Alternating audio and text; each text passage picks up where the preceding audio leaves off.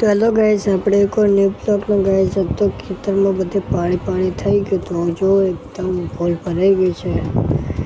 આપણે ગાઈસ નાખેલું ધરું કહેવાય એ પણ ગાઈસ ડૂબી ગયું છે. જો બધી બાજુ ફૂલ પાણી ભરાઈ ગયું છે. એકદમ જો બધું ડૂબીને બળી ગયું છે. બળી તો ન પણ ખોવાઈ ગયું છે એવું કહી શકાય આપણે.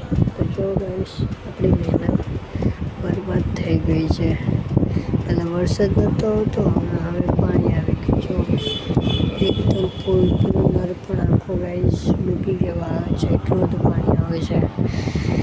હવે ગાઈસ શું કરવાનું તમે જ કહો. બધી મહેનત બરબાદ થઈ ગઈ છે ગાઈસ.